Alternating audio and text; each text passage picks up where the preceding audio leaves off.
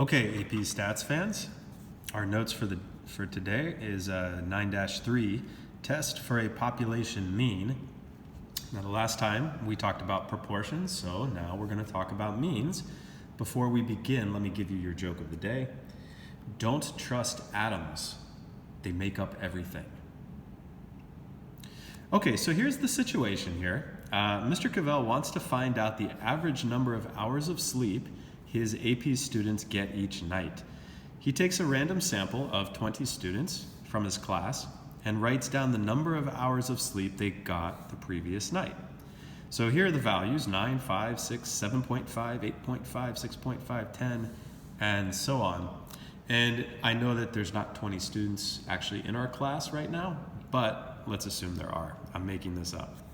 Part A, we're going to construct and interpret a 95% confidence interval for the average number of hours Mr. Cavell's AP Stats class gets each night. And then part B, can we conclude that Mr. Cavell's class averages 8 hours of sleep each night? Now, I already started kind of working this out here, but when we do a confidence interval, the acronym that we're going to look at is PANIC. So we start with P, which is the parameters. We state the parameters. Now this is not a proportion, this is a mean. So we're going to use mu for the symbol. That is the true average number of hours of sleep Mr. Cavell's AP Stats class gets each night. Now the next section of this is the A and the N. A is our assumptions, our conditions. So random, yes, it says that it's random right here. Now, the 10% rule for independence, 20 students. Now, I've already claimed that we don't even have 20 students in the class. I'm making this up. N is not less than or equal to, unfortunately, our value. So the condition is not met. The condition is not met. But in this case, we will assume independence. Okay, so 20 students, we would have to have 200 total students for this to truly fit the 10% rule. So the 10% condition is not met, but we will assume independence. And now with proportions, we do the large counts condition. Here we would do the central limit theorem, which would be, is n greater than or equal to 30? Now n is 20, which is not greater than or equal to 30. It is less than 30. So we can't automatically assume it's normal. However, we can take a look at this. We can graph our distribution. We can use a box plot, or we can use a histogram, and we can see, as long as there are no outliers or no heavy skewness, then we can still go ahead and make our confidence interval for that. We can still approximate with a normal curve. So I could go stat and edit. Now I've already typed in all my values here. And then I go to stat plot. Now if I do a histogram, okay, let's see, and then I'll go zoom 9, zoom stat. And okay, it certainly looks like it's not really skewed one way or the other, not heavily. And there don't seem to be outliers. If I had decided to do a box plot instead, and let's go zoom 9 again. Okay, and you can see there's no outliers. And again, it might be skewed a little bit to the left, but doesn't seem to be skewed too much. So we could say there are no outliers and it's not heavily skewed. Right? Now, so we will be able to find this confidence interval for that. Again, we did not meet the 10% condition, but we are going to assume independence. So if they tell you that you can assume independence, then this is okay. And this can be okay if we use a t critical value, which is what we're going to do. So those are the conditions. In the same section, we also want to name the test. This is a one sample. We're going to name the interval, sorry, not the test. One sample t interval. That is what we're going to do. With proportions, we do a z interval with means we do a t-interval if we don't know the population standard deviation. Okay, so we're going to use t here because we don't know the population standard deviation. Okay, we don't know that. Okay, so we got parameters. We've got our conditions, our assumptions, and the name of our test. The next step is to actually calculate the interval. Now, on your formula sheet, they do give you, well, they give you the basic idea. A confidence interval is we take the statistic plus or minus the critical value times the standard deviation of the statistic. And in this case, since we're talking about a mean, so that's our sample mean, because we don't know the population, that's what we're trying to estimate, plus or minus. So we're going to use t star for our critical value. Now the standard deviation, again, we don't know the actual population standard deviation, so we're going to have to use the sample standard deviation, and then we divide that by the square root of n. Now we want to do this, so we're going to do a one sample t interval, and then the confidence level, let me add that in here, 95% confidence. Now we can get, if we use our calculator here and we go back to stat, we've already typed in the 20 times, the 20 hours, number of hours that have been slept. Calculate, we're going to do one variable statistics. Let us figure out our sample mean is 7.425 and our sample standard deviation is 1.6723.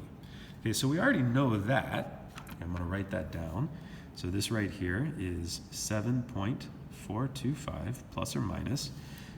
We don't know the critical value, the t critical value yet, but we do know the sample standard deviation was 1.6723 divided by the square root of n, which is 20. To get the t critical value, now you can either use the table that they give you on your formula sheet. So this is, oh, that's a z, excuse me, there we go, there's t. So t star is what we're looking for. Now we're doing a 95% confidence interval, and at the bottom of the table, it's nice, they actually have, here's 95%. Now we have to be careful because our sample size is 20, but we actually need the degrees of freedom. Okay, if you look at the top part of the table, df is degrees of freedom. So the degrees of freedom is n minus 1, which is 19. So we're going to take that, we're going to take 95%, and we get a t critical value of 2.093. I know that's kind of hard to see, but that's 2.093. 2.093. Now, you can use the calculator to do this. If we go distribution, inverse t. Now the area, here's the thing, if we're doing a 95%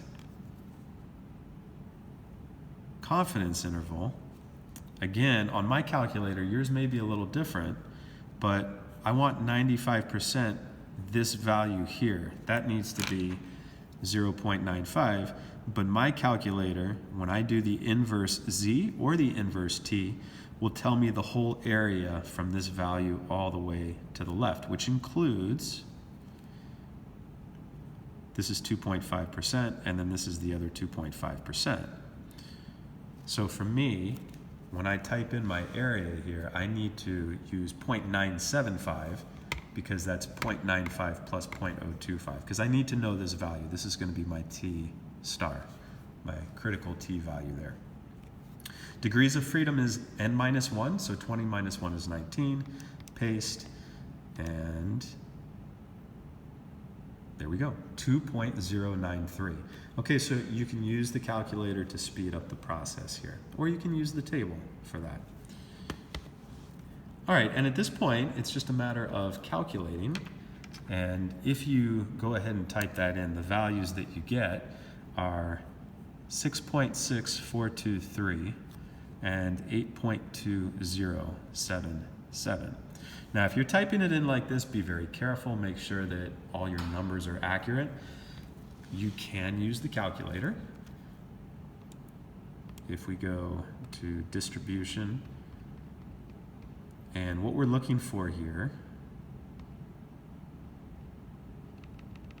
oops, sorry, stat. I want to go stat, tests. And we're going to do a t interval. Now, it's already put the data in for me, which is nice, but I could have typed it as well.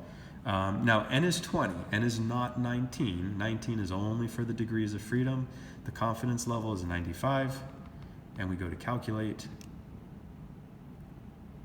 And we get 6.6423, 8.2077. Okay, so very nice. We can do it that way as well. That would save us some time. One other thing that we probably want to put down here for the t interval is we do want to say that the degrees of freedom is 19.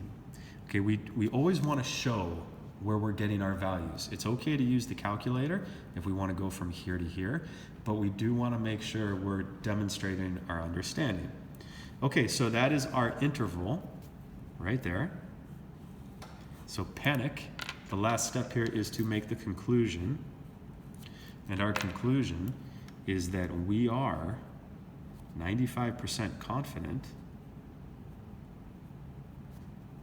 that the interval from 6.6423 to 8.2077 captures the true mean or the true average number of hours of sleep that Mr. Cavell's AP students get per night.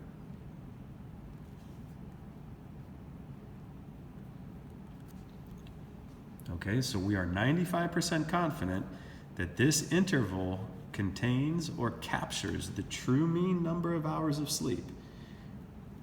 Okay, so the last part of this, now this is all A, this is all part A. I just put an A there. Part B, can we conclude that Mr. Cavell's class averages 8 hours of sleep each night? So for part B here, okay, we'll come back down. Is the number 8 contained or captured in this interval? Yes. We can say that the number 8 is in the interval that we just found, so it is a plausible value. Now that doesn't mean that, yes, for a fact, 8 is the average number of hours of sleep. But we can say that because it's in the interval, these are all the plausible values, this interval captures the mean, 8 is inside that interval, so it would make perfect sense if the true mean is going to be 8 hours of sleep. Okay, so that last part, can we conclude that Mr. Cavell's class averages? Well, we could say yes, it is a plausible value for that.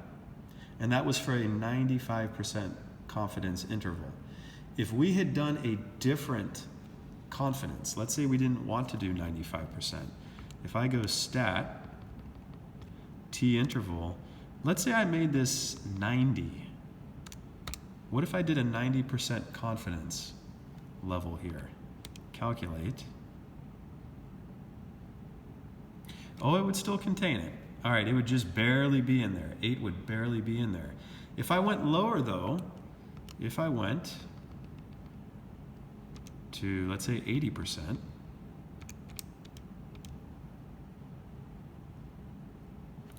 %, would not. So an 80% interval would shrink the interval but it would not, we would then say it doesn't contain the value 8, therefore we would say that 8 is not a plausible value to be the average number of hours of sleep. But coming back to this, for 95%, 8 is between these, 8 is in the interval, so it is a plausible value, and that is the end of part 1.